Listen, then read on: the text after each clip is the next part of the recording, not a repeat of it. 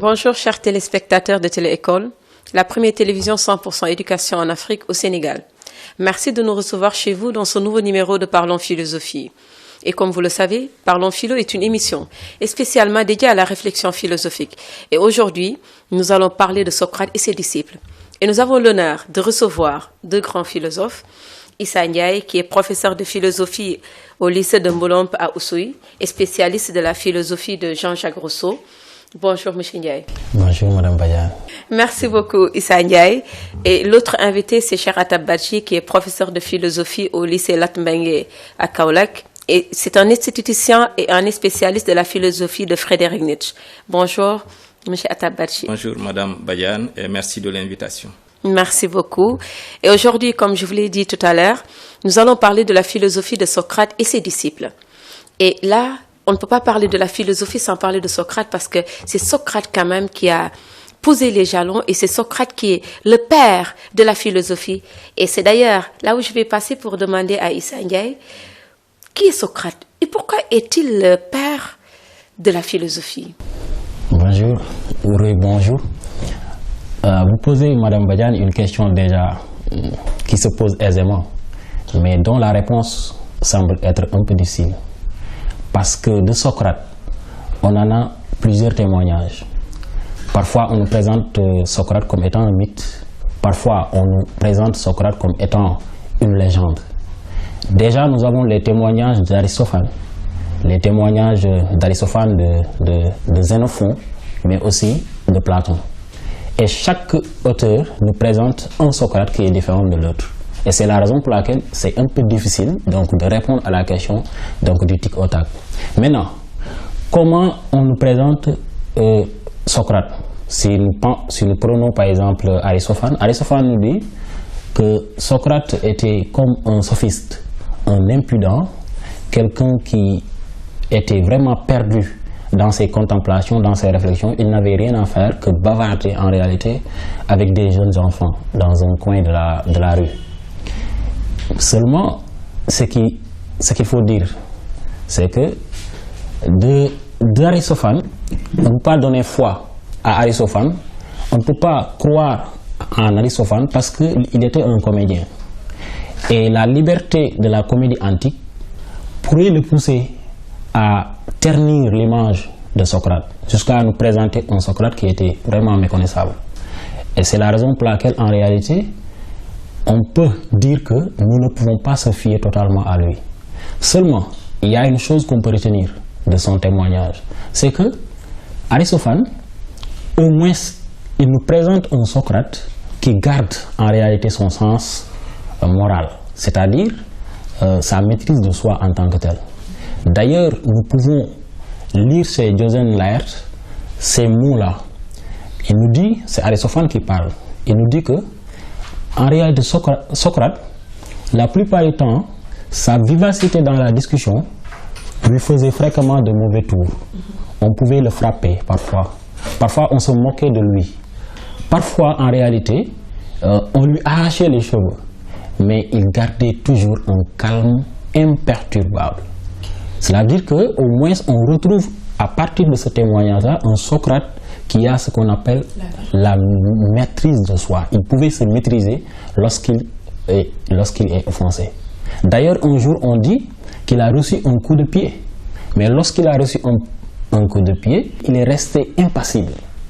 Quelqu'un s'en étonnant, il lui dit, si un âne m'avait donné un coup de pied, irais-je me plaindre? Irais-je lui faire un procès?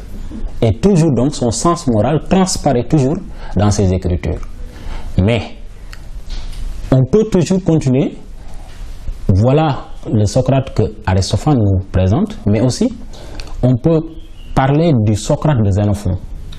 Mais aussi de son témoignage de Xénophon, on peut penser que Xénophon lui aussi, il n'a pas connu Socrate très tôt dans sa vie. Il l'a connu trop tard. C'est la raison pour laquelle il ne reste de Socrate presque que le témoignage de Platon.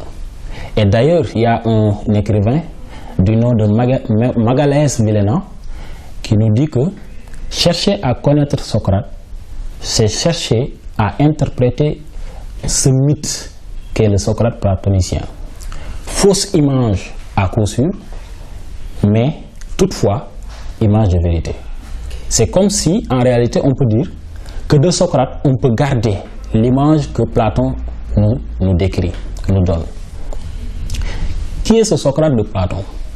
Ce Socrate de Platon est un Socrate qui aime vivre en société avec ses semblables. C'est un Socrate qui se méfie de la modernité et surtout de l'argent. Parfois, il avait l'habitude de passer au marché. Lorsqu'il regarde la multitude des choses qui sont vendues là-bas, Socrate disait que de choses dont je n'ai pas besoin. Cela veut dire quoi? Cela veut dire qu'au moins, il avait la possibilité de suspendre ou bien de réduire ses besoins parce qu'il croyait que moins l'homme il a des besoins, plus il se rapproche de Dieu. Donc Platon nous présente en ce sens-là un Socrate qui garde ses vertus morales. Il est vertueux et c'est la raison pour laquelle il nous dit que ce Socrate-là était très pieux. Il était modeste, mais non seulement il était modeste, mais il était respectueux envers les lois de la cité, même si ces lois sont injustes.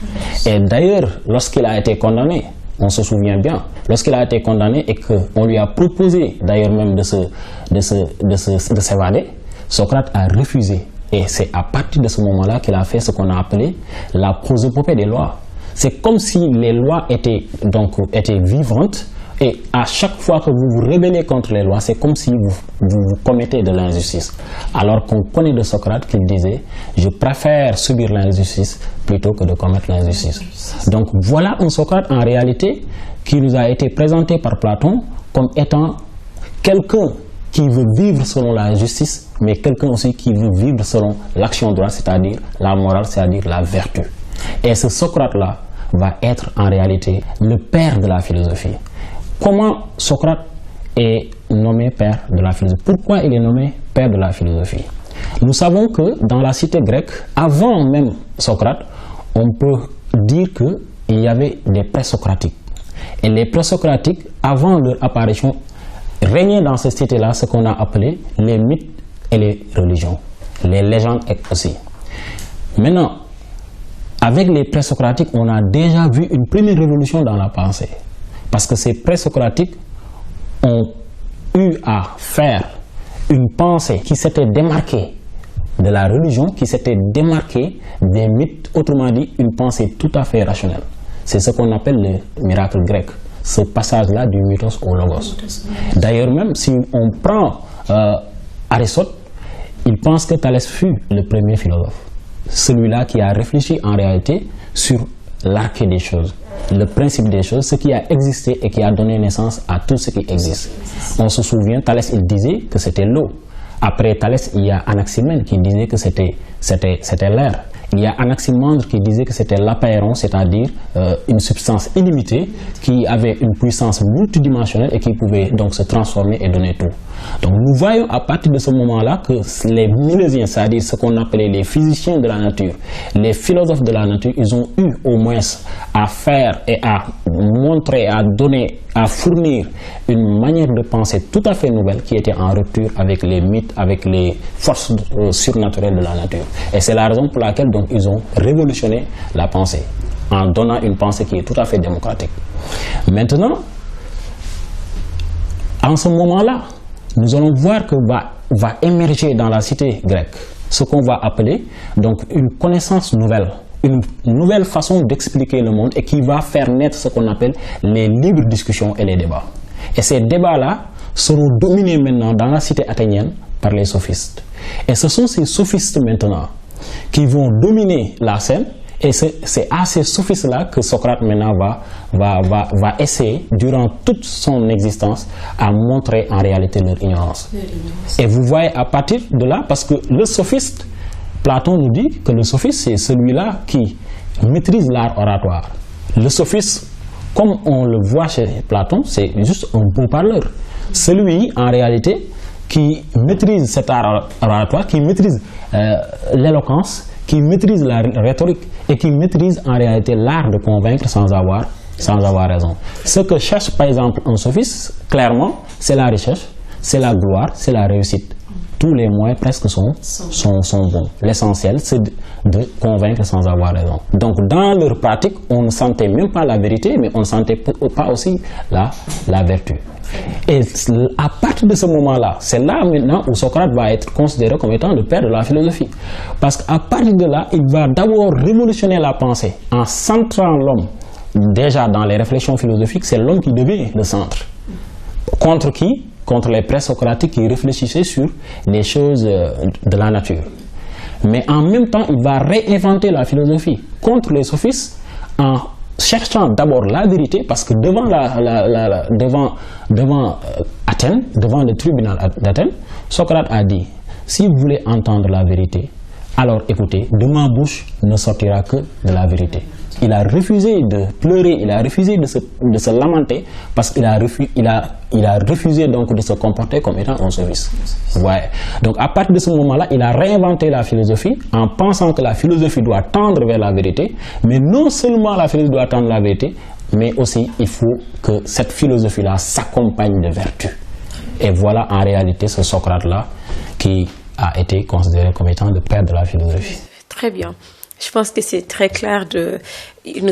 Vous venez de nous présenter un Socrate humble, un Socrate vertueux, et un Socrate aussi qui essaie de rompre avec l'explication, de rompre avec les sophistes qui avaient l'art de bien parler et qui cherchaient uniquement l'argent, c'est-à-dire les choses de la vie, alors que Socrate, lui, il cherchait l'humilité, la vertu, donc la recherche perpétuelle de la connaissance.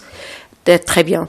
Je vais demander à Atab, cher Atab, puisque Socrate est le père fondateur de la philosophie, et il a quand même expliqué la philosophie à sa manière, que peut-on retenir de l'enseignement de la philosophie de Socrate?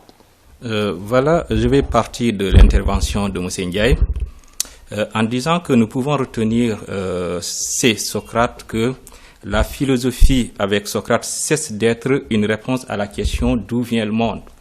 Socrate, en fait, aussi, n'enseignait pas la rhétorique ou l'art d'avoir raison, l'art de convaincre sans avoir raison, pour reprendre une expression de Cheikh Amidou Khan dans l'aventure ambiguë. Avec Socrate, l'homme devient le centre et l'objet de la réflexion philosophique. Et donc, on peut dire que ce que nous pouvons retenir de l'enseignement de Socrate, c'est que l'enseignement de Socrate ne consiste pas à répondre à la question d'où vient le monde, mais Socrate tente de répondre à la question qu'est-ce que l'homme. Et donc, nous pouvons même ici reprendre une expression, ou bien la phrase du professeur sénégalais Mamadou Sanoussi-Ba. Donc, Mamadou Sanoussi-Ba, dans son livre titré Sur la philosophie, par la philosophie, il nous dit ceci, en parlant un peu de ce changement de perspective, de ce décentrement du regard. Il nous dit que pour le vieillard d'Athènes, Socrate, la question philosophique doit avoir comme point de départ l'interrogation anthropologique. Une interrogation axée et orientée vers la connaissance du sujet humain. Effectivement, la philosophie de Socrate est une philosophie qui consiste à examiner les hommes. C'est une philosophie qui invite aux hommes de se connaître, d'arriver à comprendre ce qu'ils sont en réalité. Et donc, nous pouvons même citer quelques exemples par rapport à ce que je viens de dire, par rapport au Charmides. Dans ce livre, dans le livre de Platon titré Charmides, Platon dit un peu à Critias qu'il va déshabiller l'âme de Charmide. Donc, ce qui signifie que lui, sa philosophie consiste à examiner, voilà, les hommes, leur âme, etc. Et je disais tout à l'heure que la philosophie de Socrate nous invitait à nous connaître nous-mêmes. Donc, en face d'un Ménon qui croyait connaître la vertu, Socrate va lui faire comprendre qu'en réalité, il croit connaître la vertu, mais en réalité, il ignore ce que c'est que la vertu. Et on peut citer beaucoup d'exemples par rapport à Hippias, ici, dans Hippias majeur également. Hippias se considérait comme quelqu'un qui connaît pratiquement tout, au point point que, voilà, il craignait, entre guillemets, voilà, que ses contemporains soient jaloux de lui, et voire même les morts, il craignait même, voilà, leur jalousie, parce qu'il se considérait comme quelqu'un qui connaissait pratiquement tout. Et, excusez-moi, Socrate va lui faire comprendre qu'en réalité, toi qui penses que tu connais tout, tu ne peux même pas répondre à la question qu'est-ce que la beauté. Donc, si nous voulons nous résumer à partir de ce que nous venons de dire, nous pouvons noter avec d'ailleurs Émile Bréhier que la philosophie de Socrate consiste à amener les hommes à se connaître eux-mêmes. C'est ce que Émile Bréhier souligne dans son livre Histoire de la philosophie. Donc voilà, d'une manière très ramassée, ce que nous pouvons dire de l'enseignement de Socrate. Donc l'enseignement de Socrate ne consiste pas à répondre à la question d'où vient le monde, comme cela était le cas, Moussendia l'a déjà souligné, comme cela était le cas, c'est Thalès, c'est les présocratiques, Anaximandre et autres. Il ne s'agit pas de répondre à la question comment doit-on parler pour avoir raison, parfois même sans avoir la vérité, c'est-à-dire comme c'est les sophistes, mais Socrate nous invitait à faire sien, voilà, de connaître toi-même. D'ailleurs, c'est ce qu'il souligne aussi dans le Charmide, quand il va interroger Charmide, qui est aussi un personnage éponyme, il va lui demander, voilà, Charmide, est-ce que tu es sage? Qu'est-ce que la sagesse? Et Charmide va lui dire, en réalité, je ne peux pas savoir ce que c'est que la sagesse, ainsi de suite. Et maintenant, Socrate va l'amener va pousser Charmide à répondre.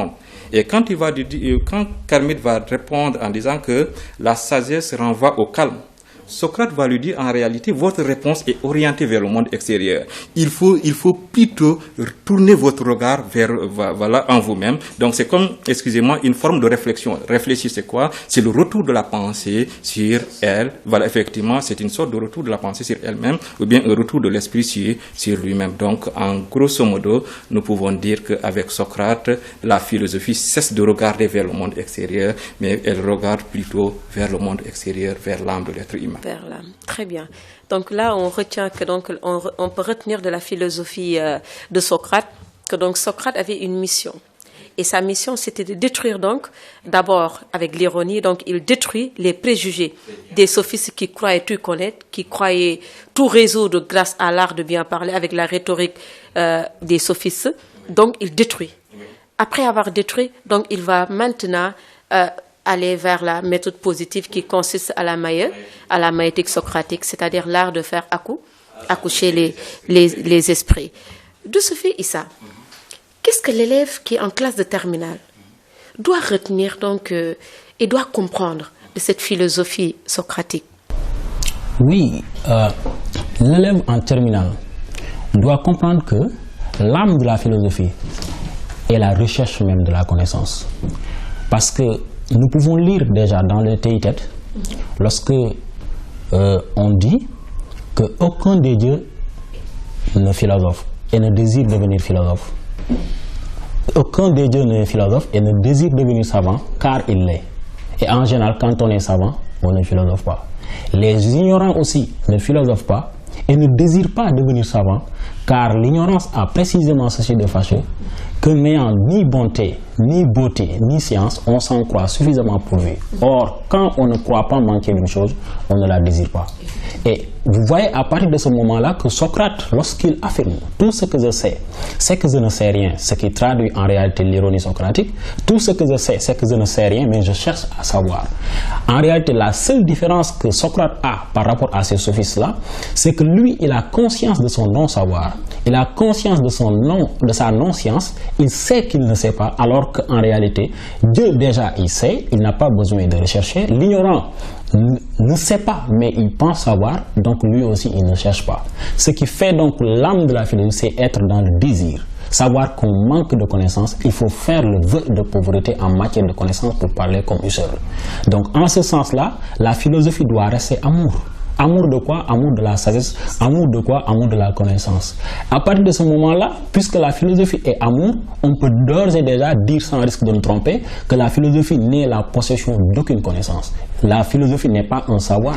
tout fait. La philosophie n'est pas un corps de doctrine, la philosophie n'est pas un système. Si on reprend les paroles de Untunji, qui nous dit que la philosophie n'est pas un système, si on entend par là un ensemble de vérités dernières qui représenteraient à la fois une fin et un aboutissement de la pensée.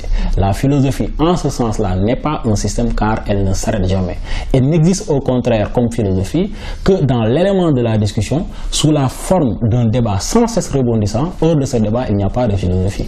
Et vous voyez à partir de là que ce qui fait la philosophie, c'est le débat, c'est la contradiction, c'est l'envie effectivement d'échanger, comme on l'a vu avec Socrate dans ses dialogues, qui partait toujours vers les gens en posant des questions. Donc c'est comme si en réalité aussi, être philosophe, c'est savoir poser des questions, mais savoir aussi se poser des questions, comme Socrate nous l'a enseigné. Donc c'est ça la maïeutique? C'est ça la maïeutique. C'est le fait d'aller vers les gens, de pousser les gens à chercher par eux-mêmes. C'est ça effectivement ce qui fait la maïeutique Socrate. Parce que Socrate, il disait que ma mère est sage-femme. Et puisque ma mère aidait les hommes à accoucher les femmes, bon là, les femmes à accoucher des enfants, moi je vais les aider plutôt à accoucher des idées. Parce que là, c'est fondé aussi sur une théorie que d'ailleurs nous allons y revenir tout à l'heure. La théorie des idées, la dichotomie des deux mondes. Nous allons y revenir. Donc voilà, à partir de ce moment-là, ce qu'on peut retenir, donc sans risque aussi, pour être plus simple, c'est que pour être philosophe, il faut être disposé à aller vers la connaissance. Et il faut être disposé non seulement à aller vers la connaissance, mais il faut savoir poser des questions.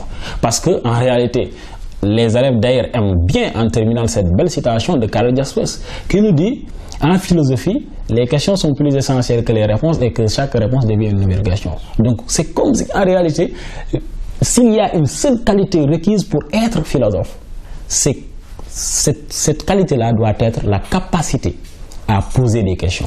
Et Socrate, vraiment, est là, et il a toujours été là pour poser des questions, comme un taon qui consiste à faire quoi? À susciter la réflexion, qui consiste à exciter les gens vers quoi? Vers la recherche de la connaissance. Maintenant, cela ne suffit pas pour être philosophe. Parce que non seulement on va vers la connaissance, parce que la philosophie est amour de la sagesse, mais justement parce que la philosophie est sagesse. Et en tant que sagesse, nous savons que chez les Grecs, la sagesse est théorique, mais aussi la sagesse est pratique. Et dans son sens théorique, on peut dire que c'est la recherche de la vérité, mais dans son sens pratique, c'est le comportement vertueux. Il s'agit d'aller vers la connaissance du bien, d'aller vers la connaissance de ce qui est juste, d'aller vers la connaissance de ce qui est courageux, etc. Mais une fois que cette connaissance-là soit, il faut l'appliquer dans la vie de tous les jours. C'est en ce sens-là que la philosophie va devenir art de vivre, mais aussi art de penser. Donc mode de pensée, mais aussi mode de vie. Ce qui poussera plus tard donc André Comte-Sponville à nous dire que philosopher, c'est penser sa vie et vivre sa pensée. Donc on peut retenir tout simplement que la philosophie est amour de la sagesse, et l'expression amour de la sagesse, on peut tout simplement voir à partir de là que Socrate en est un exemple, et sa philosophie et son enseignement aussi montrent bien cela. Merci beaucoup Ndiaye. Atta, qu'est-ce qu'on entend par les socratiques? Merci. Par les socratiques, on entend l'ensemble des disciples de Socrate et l'ensemble des philosophes qui se réclament de la pensée de Socrate. Et de ce point de vue, il y a ce qu'on appelle les petits socratiques et il y a aussi les grands socratiques. Voilà d'une façon, on peut ramasser ce que nous pouvons dire par rapport aux socratiques. Donc, en quoi consistent les petits socratiques et les grands socratiques? Voilà, en ce qui concerne les petits socratiques, nous pouvons dire que les petits socratiques renvoient aux écoles suivantes. D'abord, l'école mégarique. Cette école est fondée par le disciple de Socrate, Euclide de Mégare. Et ce que nous pouvons retenir de cette école, c'est une école qui a repris un peu la dialectique de Socrate, mais le problème c'est que si Socrate, lui, il utilisait la dialectique, sa méthode pour aider ses interlocuteurs à parvenir à la vérité, les mégariques, eux, ils utilisaient la dialectique pour embrouiller, pour embarrasser leurs interlocuteurs. Ce qui signifie que les mégariques, en fait, ils ne se souciaient pas de la vérité, mais ils utilisaient seulement le langage pour déranger. Et c'est peut-être même dans ce sens que Platon va les considérer comme des sophistes. Pourquoi? Parce que tout simplement, eux, leur philosophie ne visait pas la vérité, alors que la philosophie avec Socrate est aussi une méthode qui nous permet d'aller vers la vérité. Mais eux, ils utilisaient tout simplement le langage, la dialectique, juste pour déranger, pour réduire en silence leur interlocuteur. Et c'est même dans ce sens-là que les mégariques vont s'attaquer un peu à la dialectique et un peu à la logique aristotélicienne, en montrant, parce que la logique d'Aristote montre que par rapport à ce qu'on appelle le principe de non-contradiction, il nous dit qu'on ne peut pas, par rapport à une question, dire oui et non. Et voilà, les mégariques vont nous faire comprendre qu'il y a des situations où l'homme peut répondre à la fois par oui ou par non. Et il nous donne des sophismes tels que, il dit que si tu dis que tu mens, et si cela est vrai, tu mens.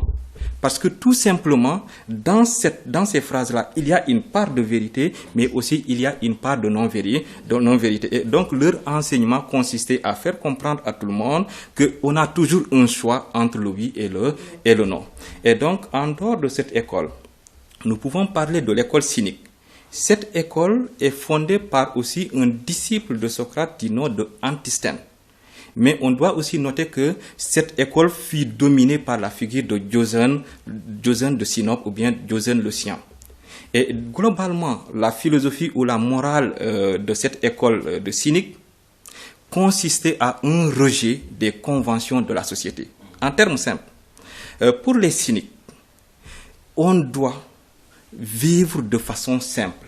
On doit essayer de vivre de façon naturelle. Donc, vous voyez, du point de vue des cyniques, le bon philosophe ou bien le sage, c'est celui qui se désintéresse, c'est celui qui se détache de la richesse, de la gloire, etc. Et donc, ce que aussi nous pouvons noter, c'est que de ce point de vue-là, le comportement de ces cyniques était à la limite un peu provocateur ou bien parfois hilarant. Et donc, c'est peut-être même ce qui a poussé Platon à considérer Diogène comme une sorte de Socrate en délire, c'est-à-dire un Socrate fou. Pourquoi? C'est parce que tout simplement, Diogène, lui, il ne vivait même pas dans une maison, mais on nous raconte qu'il vivait dans un tonneau. Et donc, ce qui montre que Diogène se désintéressait un peu du côté matériel de la vie. Il ne s'intéressait pas à la richesse, d'où cette idée de vivre dans une sorte de tonneau.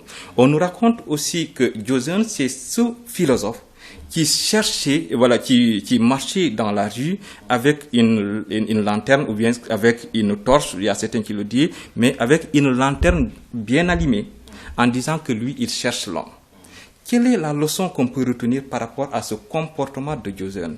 C'est une sorte de dédain. Nous dit Roger Paul Droit nous dit que c'est une sorte de dédain. Pourquoi? Par rapport aux hommes, parce que les hommes s'intéressaient tout simplement à la richesse, à la gloire, ainsi de suite. Et lui, quand Diogène regarde les hommes, il ne voit pas des hommes, mais peut-être il voit des gens, des individus qui, en fait, à ses yeux, ne sont pas de véritables êtres humains, ne sont pas de véritables hommes. Pourquoi? Parce que l'homme véritable, c'est cet homme qui se désintéresse un peu du côté matériel de la vie. Et d'ailleurs, il prend comme emblème le chien. Il dit que lui, il est un être errant, ainsi de suite. Donc, vous voyez, et maintenant, après cette école-là, nous pouvons parler de l'école cyrénaïque. Cette école-là est fondée par Aristippe. Aristippe aussi fut un élève de Socrate. Lui, après la mort de Socrate, il a créé cette école. Et maintenant, la philosophie de cette école, c'est quoi? C'est une école qui exalte le plaisir comme une sorte de bien. En termes simples, pour l'école cyrénaïque, le bien se trouve ou bien réside dans les plaisirs sensibles. Autrement dit, nous sommes dans ce monde pour courir derrière les plaisirs sensibles. Et d'ailleurs, si on se réfère un peu à cette philosophie, on peut noter que l'école cyrénaïque s'opposait fondamentalement à l'école de Platon. Pourquoi? Parce que Platon, sa philosophie regrettait ou bien invalidait les plaisirs sensibles. Pour Platon, les plaisirs sensibles, en fait, ne sont pas intéressants. Et aussi, partant de cette philosophie qui consiste à courir derrière les plaisirs, nous pouvons considérer les Cyrénaïques comme les précurseurs de l'épicurisme, parce que tout simplement, eux, ils s'intéressent au plaisir sensible. Maintenant, ce qu'on peut retenir, et qui est un peu paradoxal, c'est que le fondateur de cette école, Aristippe, lui, il enseignait que la vie vaut la peine d'être vécue. Alors que après lui, Hésias, il va nous enseigner qu'en réalité, la vie ne vaut pas la peine d'être vécue. Et c'est toujours dans une même école, au point que lui, Hésias, va convaincre à ses disciples, voilà, de se suicider. Et cette école cyrénaïque est enfermée à cause de cela, parce que le roi de l'époque, Ptolémée, a enfermé cette école parce que tout simplement, c'est le disciple qui a remplacé un peu Aristippe. Il va commencer à enseigner à ses élèves que le monde là où nous sommes, c'est un monde qui ne mérite même pas d'être vécu. C'est un peu le contraire de la pensée de Nietzsche qui nous enseigne, quelles que soient les difficultés de ce monde, on doit tout faire pour vivre dans ce monde. Donc, d'une manière très ramassée, bien, en conclusion, nous pouvons dire que les petits socratiques renvoient à ces écoles que je viens de citer, voilà, et à leur enseignement, c'est-à-dire ceux qui ont tiré de la pensée de Socrate. Merci beaucoup, Atap. Issa, qui sont les grands socratiques? Puisque lui, il vient de nous parler des petits socratiques. Qui sont les grands socratiques? Et parmi les grands socratiques, on peut noter Platon et Aristote. Donc d'abord Platon. Et la plupart du temps, lorsqu'on s'intéresse à Platon, on s'intéresse à son rapport. Par rapport à qui? Par rapport à son maître Socrate. Est-ce qu'il est resté toujours le maître, le disciple de son maître? C'est la grande question la plupart du temps qu'on se pose. Oui. Et par rapport à cette question-là, on peut répondre en disant oui. Socrate a été le maître de Platon. Et donc, Platon est resté fidèle à son maître Socrate. Un jour, on raconte que Socrate a vu en songe un cygne qui s'était couché sur ses genoux. Tout à coup, ce jeune cygne-là, ses ailes commencèrent à pousser. Et à l'instant, le cygne s'envola en faisant des chants très harmonieux. Le lendemain, Platon se présenta à Socrate et Socrate dit « Voilà le signe que j'avais vu hier ». Et cet exemple est significatif parce que Platon doit être ce signe-là qui doit avoir les ailes assez puissantes pour voler assez haut, mais aussi pour voler assez loin pour que son maître Socrate, pour porter le message de Socrate, pour que tout le monde puisse voir, mais tout le monde aussi puisse comprendre et savoir qui est Socrate. Et je pense bien qu'il a été ce signe-là. Il a été ce signe-là. Parce qu'aujourd'hui, on pourrait se demander, mais qu'est-ce qui resterait de Socrate si on avait perdu les écrits de Platon? Cela veut dire que on connaît Socrate grâce à Platon. Et dans les dialogues, Platon, il s'est tellement effacé, il a tellement fait parler Socrate au point qu'il est presque impossible de dresser la ligne de démarcation entre Socrate et son maître. Et son maître et son disciple Platon. Et c'est là où maintenant ce sera très intéressant aussi. Parce que lorsqu'il a été condamné, c'est comme s'il s'est battu corps et âme pour que ce songe-là que j'ai eu à dire tout au début ne soit pas un songe effectivement qui resterait dans les oubliettes. Il a vraiment fait connaître qui était Socrate parce qu'il dit que c'est un homme qui est juste. Puisque cet homme est juste. Et c'est d'ailleurs lui qui a institutionnalisé les écrits de Socrate. Parce Exactement. que Socrate n'a jamais écrit, c'est Platon qui a écrit les œuvres de Socrate. Il les a aussi systématisés. Et c'est d'ailleurs la raison pour laquelle donc Socrate, on continue toujours à le connaître. Mais son problème c'était quoi? Comment un homme si juste puisse être tué par les lois de la cité? Et après cela, après cette condamnation-là et cette mise à mort de son maître, Platon, qu'est-ce qu'il a fait? C'est comme si maintenant il se rebellait contre la cité pour leur dire que vous l'avez tué, mais il va continuer à vivre en moi et sa philosophie continuera. Maintenant, il faut dire que la fidélité chez les philosophes, c'est le fait de faire autrement. C'est mal honorer son maître que de rester toujours son disciple. Parce qu'un digne disciple doit continuer la pensée de son maître. S'il le faut, doit corriger la pensée de son maître. S'il le faut, doit l'améliorer. Et c'est effectivement ce que nous avons vu avec Platon. Parce que nous avons vu que Socrate n'aimait pas se mêler de la dimension cosmique. D'ailleurs, dans l'Apologie, lorsque en réalité on le confondait à Anaxagore, il dit non, ce n'est pas moi. Moi, je ne me mêle pas de ces choses célestes. Mais on a vu que Platon s'en est mêlé. Dans le Timée, pourtant, il a dit que le monde fut créé par un démiurge. De la même sorte, nous voyons que Socrate ne se mêlait pas de choses publiques, de choses politiques. Il disait que c'est le démon qui m'en empêchait. Mais pourtant, la République de Platon témoigne effectivement de la politique chez Platon. Donc il est allé plus loin que son maître. Oui, il doit faire autrement. C'est ça la fidélité chez les philosophes. Il faut trahir le maître, ou bien même il faut le tuer. Et d'ailleurs, vous allez voir effectivement que malgré la relation intime qui existe entre ces deux-là, il n'hésitera pas aussi à faire quoi? Il n'hésitera pas à tuer parfois le maître, on peut le dire d'une certaine manière. Parce qu'il ira jusqu'à corriger son maître. Parce que Socrate disait, nul n'est méchant volontairement. Et pourtant, Platon montre bien en réalité qu'on peut être méchant par volonté. Et il a donné l'exemple d'Alcibiade qui... C'est parce qu'Alcibiade, en tant que pourtant disciple de Socrate, a causé la ruine d'Athènes dans la guerre contre Sparte. Pour montrer qu'en réalité, il l'a fait sciemment, autrement dit, il a corrigé son maître là, il a dépassé son maître. Donc voilà en réalité ce qu'il en est du rapport entre Socrate et Platon. Merci beaucoup. Donc vous nous avez expliqué que Platon est le disciple de Socrate. Et d'ailleurs, c'est le plus grand disciple.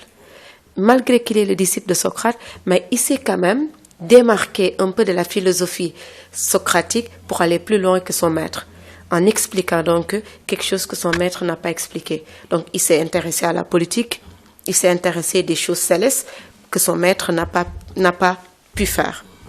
Donc là, on voit que Platon définit la philosophie donc autrement que son maître, parce que ce que vous avez expliqué montre que donc philosopher, c'est apprendre à mourir avec Platon. Donc ce n'est plus comme chez Socrate, mais c'est maintenant apprendre à mourir, se détacher de son corps autant que possible, parce que ces distractions que donne le corps gênent l'âme dans la recherche de la connaissance. D'ailleurs, on pensera que même la dialectique et la théorie ou bien le mythe de la caverne ou l'allégorie de la caverne et de Platon. Voilà. Merci beaucoup, Issa. Et je rappelle que vous êtes bien dans votre émission Parlons Philosophie. Et aujourd'hui, nous parlons de Socrate et ses disciples. Nous avons déjà expliqué les petits socratiques et les grands socratiques. Maintenant, Atap, en quoi consiste la dialectique chez Platon? La dialectique chez Platon, elle renvoie un peu à l'art de la discussion ou du dialogue.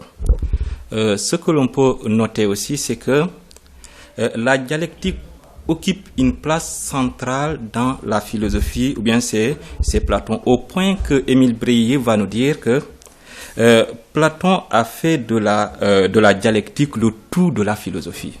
Donc ce qui signifie que c'est Platon, la dialectique est le chemin qui mène à la vérité. C'est-à-dire si on veut arriver à la vérité, à la connaissance, on doit se baser, on doit se focaliser sur la dialectique. C'est un chemin. C'est ce qui mène à la connaissance. Mais pour mieux comprendre la dialectique platonicienne, il faut partir de sa théorie des idées, c'est-à-dire du monde des idées et du monde sensible. Effectivement, pour Platon, il y a deux mondes. Il y a le monde sensible. Le monde sensible, c'est le monde des apparences. Le monde sensible, c'est le monde de la corruption. Le monde sensible, c'est le monde où nous sommes. C'est le monde, et Platon va dire que ce monde-là où nous sommes, c'est un monde faux qui n'est rien d'autre qu'une copie voilà, d'un monde intelligible qui est derrière le monde sensible. Et donc, ce qui signifie que pour Platon, le monde intelligible, c'est quoi? C'est le monde où se trouve la réalité. C'est le monde où se trouve la vérité. C'est le monde où se trouvent les formes. En termes simples, je veux vous faire comprendre que pour Platon, la vérité, la beauté en soi, la justice en soi, l'homme en soi, voilà, toutes ces idées-là ne se trouvent pas dans le monde sensible, mais ça se trouve dans le monde intelligible. Et la question qui se pose, c'est que nous ne sommes pas dans le monde intelligible, nous sommes dans le monde sensible.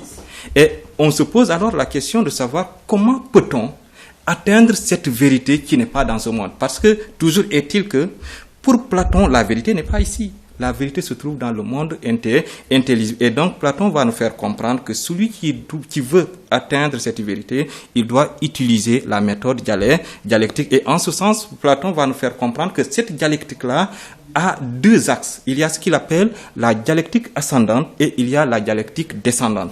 Maintenant, en quoi consiste la dialectique ascendante ? Et c'est cette c'est cette méthode, c'est cette dialectique qui nous permet de passer de ce monde sensible qui est un monde où on a la contradiction, la multiplicité. Donc on a par exemple, qu'est-ce que l'homme, on a tellement de formes dans ce monde sensible, dans les apparences. Et donc Platon va nous faire comprendre que dans la méthode dialectique, dans la dialectique ascendante, l'homme doit se départir, il doit aller par étapes jusqu'à connaître la vérité qui se trouve dans le monde intelligible. Et une fois qu'il arrive, une fois qu'il contemple la vérité qui se trouve dans le monde intelligible, il ne doit pas rester là-bas. Il doit aussi effectuer un retour, ce que Platon va appeler la dialectique descendante. Donc ce qui signifie, ce que nous pouvons retenir ici, c'est quoi? C'est que le philosophe, ce n'est pas quelqu'un qui se détache de la société, qui ne fait que vivre dans les niais, qui se détache complètement de la vie des hommes. Le philosophe, certes, il est appelé à se départir un peu, mais il est appelé aussi à revenir. Et maintenant, dans la dialectique descendante, le philosophe doit revenir dans la société. Pourquoi faire? Pour faire comprendre à tout le monde que ce monde-là que nous considérons comme étant le monde de la vérité, que ce monde que nous considérons comme étant le monde de la réalité, en fait, ce n'est pas ce monde-là qui est vrai, mais c'est juste une sorte de copie qui se trouve, une copie de la réalité qui se trouve dans le monde intelligible. Donc, en termes, pour me résumer, je dirais que la dialectique, c'est Platon, c'est quoi? C'est le chemin qui mène à la vérité. Et ce chemin-là, il y a sur ce chemin, il y a deux axes. Il faut d'abord monter vers le monde intelligible, mais aussi on ne doit pas rester dans le monde intelligible. Le philosophe doit toujours effectuer un retour pour, discuter, pour enseigner la vérité. Et ça me fait un peu penser aux Zarathustra de Nietzsche, d'abord qui sort un peu, il va dans la montagne, mais tôt ou tard, il est revenu dans la société en disant qu'il aime les hommes. Donc ce qui signifie que tout philosophe doit aimer les hommes. Et aimer les hommes, c'est quoi? C'est leur enseigner la vérité, quels que soient en fait les risques à prendre. Très bien. Merci. Donc là, on comprend que la dialectique platonicienne, il y a deux dialectiques. La dialectique ascendante et la dialectique descendante. Si le philosophe part dans le monde des idées, c'est-à-dire le monde des essences immuables, il faut qu'il redescende sur terre pour donc enseigner la justice, la vertu, exactement. Merci beaucoup. Issa, que représente donc le mythe de la caverne dans la philosophie platonicienne? Oui, le mythe de la caverne représente en réalité juste un exemple, c'est-à-dire une sorte de symbole qui permet de faire quoi? Qui permet d'expliquer une idée. Quelle est l'idée qu'on veut expliquer? C'est effectivement la dialectique en tant que telle. Parce que, Achab l'a dit, chez Platon, il y a ce qu'on appelle la dichotomie des mondes, entre le monde sensible et le monde suprasensible. C'est le monde intelligible, le monde des idées. Maintenant, comment devons-nous aller vers la connaissance? C'est la dialectique ascendante et la dialectique descendante. C'est le chemin, donc, comme il l'a dit. Maintenant, c'est cette idée-là que Platon maintenant veut matérialiser, veut symboliser parlant maintenant du mythe de la caverne pour expliquer, ou bien de l'allégorie de la caverne. Parce que l'allégorie, c'est tout simplement quelque chose qui permet de symboliser.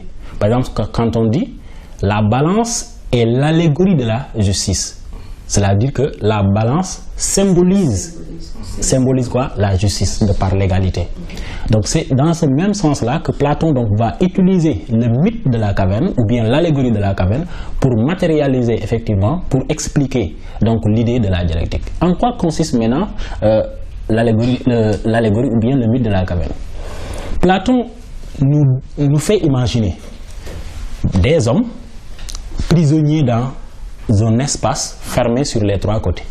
Et depuis leur enfance, ils ont été prisonniers et enchaînés de telle sorte qu'ils ne peuvent pas donc se retourner la tête. Ils ne peuvent regarder que devant. Alors que devant eux, il y avait ce qu'on appelle une paroi dressée. Et derrière eux, on avait allumé par exemple un grand feu. Et entre eux, parce que le feu est derrière, entre eux et le feu, on faisait passer maintenant des figures et des figurines sous forme de marionnettes. Maintenant, lorsqu'on fait passer des figures, les images de ces figures-là vont se refléter au niveau de la paroi. Et puisque les prisonniers, ces hommes-là qu'on a enchaînés, ont grandi dans cet espace-là, finalement, ils ont cru que les ombres et les images qu'ils voient devant eux, au niveau de la paroi, ils vont considérer ces images-là, ces ombres-là, comme étant de la pure réalité, comme étant la vérité. Et c'est à partir de ce moment-là maintenant que nous allons nous demander que représente la caverne. La caverne représente en ce sens-là le monde sensible. En Wolof, on dirait Aduna. D'ailleurs, en Wolof, on nous dit Aduna Nahimbaï la. Quand quelqu'un meurt, on nous dit Minki Deg, Man Manki Fen. C'est notre monde en réalité. Et ce monde-là, en tant que caverne, signifie quoi? Symbolise quoi? L'ignorance. Symbolise la fausseté. Symbolise l'erreur. Symbolise en réalité le changement. Dans ce monde-là, rien n'est vrai, rien n'est éternel. C'est le monde du changement éternel et de la transformation. Dans ce monde, rien n'est statique, mais tout effectivement donc est dans un dynamisme, dans un mouvement en perpétuel changement. Donc dans ce monde-là, on ne peut pas y bâtir la vérité. Maintenant, puisque c'est le monde de l'erreur, il faut pour accéder à la vérité un autre monde. C'est le monde de l'au-delà, c'est le monde suprasensible, c'est le monde des idées. Pourquoi l'idée représente la vérité? Prenons l'exemple de table. Combien y a-t-il de tables? Il y a plusieurs formes de tables. Tables rectangulaires, etc., etc. On peut détruire toutes les tables du monde, mais l'idée de table, on ne peut pas détruire. C'est la raison pour laquelle l'idée ne change pas. L'idée que j'ai par rapport à telle chose ne change pas, mais la chose en tant que telle change. La beauté d'une fille, par exemple, mais donnée à cette fille-là 90 ans, où est sa beauté? Sa beauté disparaît. Pourquoi? Parce qu'il y a le temps, il y a la corruption donc. Maintenant, l'idée en tant que telle que je peux avoir par exemple de tel individu, cette idée-là peut être éternelle. Donc l'idée est la vérité. La chose en tant que telle est périssable. C'est la raison pour laquelle la chose ne peut pas être considérée comme étant la vérité. Okay. Maintenant, c'est ça le monde sensible, la caverne. Quand on est dans la caverne, on est dans le monde sensible. Quand on est dans la caverne, on est un prisonnier. Et le prisonnier là, il représente qui maintenant? Le prisonnier, ce sont ces hommes-là qui pensent que le monde va de soi. Ce sont ces hommes-là qui pensent que le monde porte son pourquoi et son comment. Ce sont ces hommes qui ne s'interrogent pas. Ce sont les ignorants. Ce sont les hommes qui sont dans le sens commun. Ce sont ces hommes-là qui ne peuvent pas dire « je pense », mais ce sont ces hommes-là qui s'enlisent dans le « on a dit ». Donc ce sont ces hommes qui pensent que le monde est fini.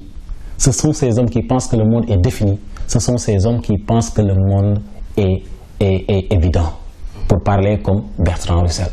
Ce sont ces hommes qui n'ont aucune teinture de philosophie et qui sont prisonniers des images et des ombres de la caverne. Ces images et ces ombres de la caverne représentent quoi en même temps? Mais représentent nos dogmes, représente nos fausses certitudes, représente la plupart du temps nos croyances, nos habitudes, représente tout ce qu'on croit comme étant vrai sans le consentement de la raison. Ça représente effectivement donc nos connaissances que nous tenons comme étant indubitables, nos connaissances que nous tenons comme étant incontestables. Et c'est la raison pour laquelle maintenant, puisque cette caverne-là est le lieu de la fausseté, il faut en sortir. Et c'est la raison pour laquelle Platon nous amène maintenant à inviter un prisonnier vers la sortie. Il dit qu'il faut l'aider à sortir.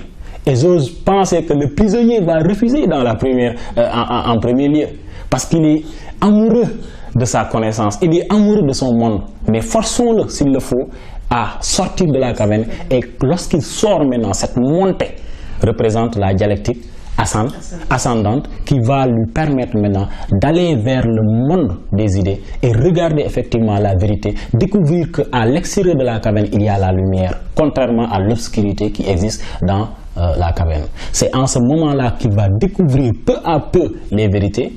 Maintenant, cette découverte de la vérité s'accompagne aussi de quoi? S'accompagne de la prise en conscience de la fausseté de la caverne. Et c'est la raison pour laquelle la descente, la dialectique descendante, le retour dans la caverne devient une nécessité, de la même manière que Socrate a eu à le faire avec les Athéniens en leur disant que ce que vous croyez connaître, vous ne le connaissez pas. Donc là, l'allégorie de la caverne, ou bien le mythe de la caverne, en réalité nous permet d'expliquer quoi le monde des idées, mais ou bien la dialectique, ou bien tout simplement donc la théorie des idées matérialisées. Voilà. Merci beaucoup Issa. Donc là vous nous avez montré que le mythe de la caverne c'est juste un exemple que Platon va prendre pour matérialiser la théorie des idées. Parce que Platon a 3 méthodes, la théorie des idées, le mythe de la caverne et la théorie politique qu'on va revenir tout à l'heure avec Atap. Donc dans le mythe de la caverne, ce qu'on retient, c'est que le prisonnier qui était dans la caverne, c'est-à-dire le monde sensible, va rencontrer la lumière qui va l'aveugler. La lumière n'est rien d'autre que la vérité grâce à la dialectique ascendante. Donc là, il va rencontrer la vérité, mais malheureusement pour lui, quand il va revenir dans la caverne pour sensibiliser les autres prisonniers, c'est-à-dire que c'est le philosophe en quelque sorte qui va sortir de la caverne, mais malheureusement pour lui, les autres ont tellement l'habitude de vivre dans la fausseté qu'ils ont du mal à comprendre ce que le prisonnier va expliquer. Donc ce qu'on retient de cette dialectique du mythe de la caverne de Socrate, de Platon, c'est que la vraie réalité, ce n'est pas ce que nous voyons, mais elle est cachée. Donc là, c'est ce que Platon montre dans le mythe de la caverne. Maintenant, Atap, quelle est donc la conception politique de Platon? Pour mieux comprendre la conception politique de Platon, on doit partir un peu de la condamnation de son maître. En réalité, c'est juste après la condamnation de Socrate que Platon considérait comme une condamnation injuste, que Platon a eu à réfléchir sur l'origine des maux, des problèmes de la société. Et il a finalement compris que les problèmes de la société viennent du fait que les États ou les cités sont très mal gérés, sont très mal organisés. Et donc, de ce point de vue, Platon va faire comprendre à tout le monde que si nous voulons vivre dans des cités justes, il faut que les philosophes deviennent des rois ou que les rois deviennent philosophes. Maintenant, cette théorie politique de Platon, on la retrouve dans son livre intitulé La République. En fait, dans La République, Platon définit d'abord la justice en montrant que la justice pour l'homme comme pour la cité n'est rien d'autre que le fait d'occuper la place qui convient à sa nature. Et donc, ce qui signifie que pour Platon, pour avoir une cité juste, il faut qu'il y ait une répartition des fonctions selon la nature des hommes. Et Platon va montrer que dans chaque cité, il y a un groupe ou bien il y a une classe qu'il appelle la classe des artisans. Et Jacqueline Russe va parler de travailleurs. Et après, Platon va nous faire comprendre qu'il y a aussi les gardiens ou les soldats. Et les soldats, leur vertu, c'est quoi? C'est le courage. Et juste après les soldats, il y a les chefs Et les CEF, c'est quoi? C'est les philosophes. Donc, ce que nous pouvons noter de cette philosophie politique, c'est que pour Platon, seul le philosophe peut diriger, seul le philosophe peut devenir un roi. Un autre point qu'on peut souligner par rapport à la politique de Platon, c'est que il nous fait comprendre que dans la cité idéale, il faut qu'il y ait une communauté des femmes. C'est-à-dire les femmes doivent appartenir à tout le monde, les enfants aussi doivent appartenir à tout le monde, et il nous dit l'éducation des garçons et des filles aussi, les filles et les garçons, ils doivent recevoir la même éducation. Pourquoi? Parce que tout simplement, voilà, effectivement, parce que pour Platon, une fille peut devenir une gardienne. Donc la fille peut être une gardienne de la cité. Et d'ailleurs, vous soulignez un peu l'importance de ce point. Et Jacqueline Riss, effectivement, elle a souligné ce point dans son livre intitulé « Histoire de la philosophie de Socrate à Foucault », en montrant que voilà, Platon, en fait, il croyait un peu à l'égalité entre les sexes. Donc l'homme et la femme. Donc de façon très ramassée, voilà ce que je peux dire par rapport à la philosophie politique de Platon. Bien. Donc là, on retient que Platon donc veut montrer que le philosophe qui s'est détaché du monde sensible doit maintenant redescendre sur terre pour diriger une cité juste. Très bien. Maintenant, Platon a-t-il un disciple? Oui, Platon, son disciple, son premier disciple, le plus connu, c'est Aristote. Mais Aristote fut le disciple qui va tuer le maître. C'est ça, en réalité. Il va tuer le maître dans la mesure où il va critiquer sévèrement Platon. D'ailleurs, on a tendance à les représenter. Aristote qui pointe le doigt par terre et Platon qui pointe le doigt, donc... l'idéalisme de son maître. L'idéalisme, la transcendance. Aristote, c'est effectivement le contraire, c'est-à-dire l'immanence. Ok. Donc l'autre, c'est un idéaliste. Son maître, c'est un idéaliste Platon. Aristote, donc, c'est un réaliste. C'est un réaliste. Oui, c'est un réaliste. Et à partir de ce moment-là, on voit que donc, si on dit qu'il a tué le maître, on peut comprendre. Parce qu'il a critiqué sévèrement sa philosophie. Et pour aller très, très, très vite, je vais vous donner le fondement, un point qui nous permettrait de montrer que la critique d'Aristote est une critique du fondement même de la philosophie de Platon. Parce que du moment où il critique la théorie des idées, autrement dit, cette dialectique-là, il ruine en réalité la philosophie de son maître. Parce que toute la philosophie de Platon tourne autour de cette théorie des idées-là, de cette dichotomie des deux mondes. Et Aristote maintenant va attaquer directement cette théorie-là, en montrant qu'il n'y a pas un monde suprasensible, quelque part, qui est isolé, qui est séparé du monde sensible. Il dit clairement que les idées ne sont pas donc, dans un monde suprasensible, mais les idées donc, sont dans le monde sensible. Et chaque chose porte en même temps son idée. Et du moment où il dit cela, il veut montrer à partir de ce moment-là que les théories, par exemple, de participation, la participation, c'est quoi? La participation, c'est Platon. C'est que les choses ressemblent à leurs idées à proportion de la participation de ces idées sur les choses. Une fille est d'autant plus belle qu'il y a suffisamment de participation de l'idée de beauté en elle. Plus il y a de participation, plus la fille est belle. Moins il y a de participation, moins la fille est belle. Mais rassurez-vous, chaque fille avec en réalité un homme qui l'apprécie à sa juste valeur, qui la considère comme étant Miss Monde en réalité. Donc, à partir de cela, du moment où maintenant il n'y a plus de monde et des idées qui sont là quelque part, isolées, la théorie de la participation devient obsolète et ne sert plus à rien. De la même manière, la théorie de la réminiscence aussi ne servira à rien.